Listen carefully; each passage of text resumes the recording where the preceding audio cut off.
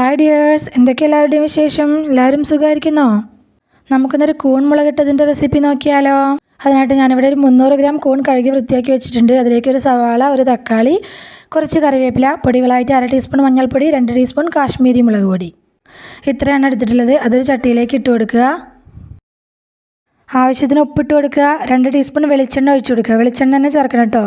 എന്നിട്ട് കൈ വെച്ച് നല്ലപോലെ ഇതുപോലെ ഞെരടി എടുക്കണം. തക്കാളിയൊക്കെ നന്നായി ഉടഞ്ഞു വരുന്ന പോലെ നന്നായി ഞെരടി എടുക്കണം. എന്നിട്ട് അതിൽ പാകത്തിന് വെള്ളം ഒഴിച്ച് കൊടുക്കുക. എന്നിട്ട് ഒന്ന് ഇളക്കിയിട്ട് അടുപ്പത്ത് വെച്ചിട്ട് മൂടി വെച്ച് വേവിച്ചെടുക്കണം. തക്കാളിയും സവാളയൊക്കെ നന്നായി വെന്തുടഞ്ഞ് വരുന്നത് വരെ നമുക്കിതൊന്ന് മൂടി വെച്ച് വേവിക്കാം. വെന്ത് വന്ന ശേഷം നമുക്കിതിലേക്ക് എടുത്തു വെച്ചിട്ടുള്ള കൂണ് ചേർത്ത് കൊടുക്കാം. എന്നിട്ട് നന്നായിട്ടൊന്ന് ഇളക്കി കൊടുക്കുക. എന്നിട്ടൊരു 10-15 മിനിറ്റ് നമുക്കിത് ഒന്ന് വറ്റി വരുന്നത് വരെ വേവിച്ചെടുക്കാനുണ്ട്. 10-15 മിനിറ്റിന് ശേഷം വെള്ളമൊക്കെ വറ്റി മസാലയൊക്കെ കൂണിലേക്ക് പിടിച്ച് നന്നായി സെറ്റായിട്ട് വന്നിട്ടുണ്ട് നമ്മുടെ കറി. ഇനി ലാസ്റ്റായിട്ട് നമുക്കിതിലേക്ക് ചേർത്ത് കൊടുക്കാനുള്ളത് കുറച്ച് കറിവേപ്പിലയാണ്. പിന്നെ കുറച്ച് പച്ച വെളിച്ചെണ്ണ കൂടി ഒഴിച്ച് കൊടുക്കണം. ഇത്രയേ ഉള്ളൂ.